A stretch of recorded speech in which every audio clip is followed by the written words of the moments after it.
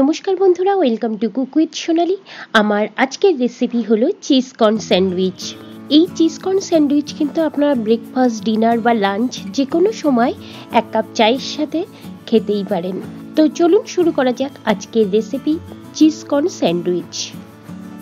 Cheese corn sandwich বানানোর জন্য এখানে আমি একটা বাটি নিয়ে নিয়েছি, আর এর মধ্যে 3 থেকে 4 টেবিল চামচ সেদ্ধ করে রাখা কর্ন নিয়ে নিচ্ছি।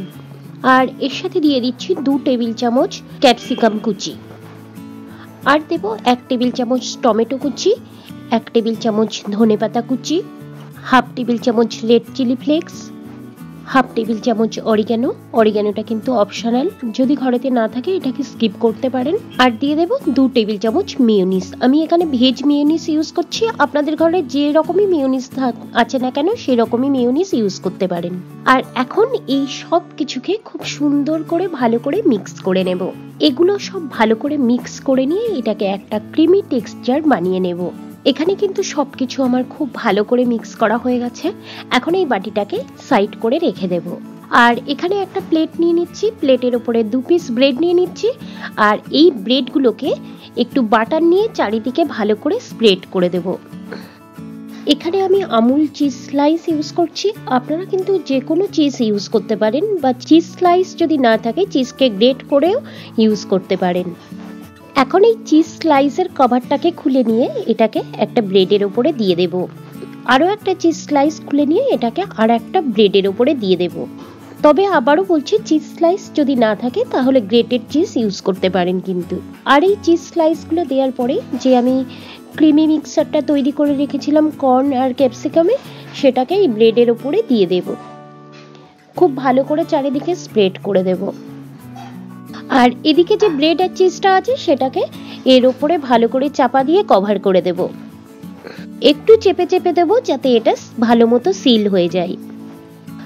আর এখন একটু বাটার নিয়ে ব্রেডের উপরের এই সাইডটাতে লাগিয়ে দেব। আর এই সাইডটা লাগানো হয়ে গেলেই ব্রেডটাকে উল্টে দিয়ে অপর সাইডটাকেও ভালো করে বাটার লাগিয়ে নেব।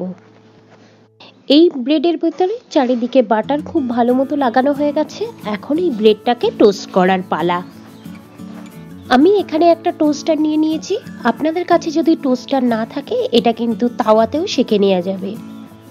এখন টোস্টারের মাঝ বরাবর ব্রেডটাকে দিয়ে টোস্টারটাকে বন্ধ করে এটাকে অন করে দিয়ে 2 থেকে 3 মিনিট পর্যন্ত ওয়েট করব ব্রেডটাকে ক্রিস্পি হওয়ার জন্যে। এখানে আমার 2 থেকে 2.5 মিনিট মতো হয়েছে। এখন টোস্টারটাকে খুলে নিচ্ছি। ব্রেডটা খুব সুন্দর ভালো মতো ক্রিস্পি হয়ে গেছে। এখন এটা একটা সার্ভিং ডিশে তুলে নেব। আর এই স্যান্ডউইচটা ভালো মতো রেডি হয়ে গেছে। এখন এই স্যান্ডউইচটাকে একটা নাইফ দিয়ে মাঝ বরাবর ভালো করে কেটে নেব। এখানে স্যান্ডউইচটা কাটা রেডি হয়ে গেছে, আর আমি দেখাচ্ছি স্যান্ডউইচটা কত সুন্দর, এর মধ্যে যে চিজটা ছিল সুন্দর মেল্ট হয়ে গেছে। এখানে কর্নগুলোও সুন্দর ক্রিমি টেক্সচারে দেখা যাচ্ছে। এখানে চিজ কর্ন স্যান্ডউইচ কিন্তু রেডি হয়ে গেছে। এখন এটাকে একটা সার্ভিং ডিশে তুলে সার্ভ করব টমেটো কেচাপের সাথে। এই স্যান্ডউইচটা খেতে কিন্তু ভীষণ টেস্টি হয়। এই স্যান্ডউইচটা কিন্তু টি জংশনের চিজ কর্ন স্যান্ডউইচের থেকে কোনো অংশেই কম। আপনারা আপনাদের বাড়িতে এই স্যান্ডউইচটা ট্রাই করুন, আর আপনাদের ফিডব্যাকটা আমার কমেন্ট সেকশনে দিয়ে দিন। আশা করি আমার রেসিপিটি আপনাদের ভালো লেগেছে। নতুন নতুন টেস্টি রেসিপির আপডেট পেতে হলে আমার চ্যানেলটিকে সাবস্ক্রাইব করুন, আর পাশে থাকা বেল আইকনটিকে ক্লিক করুন।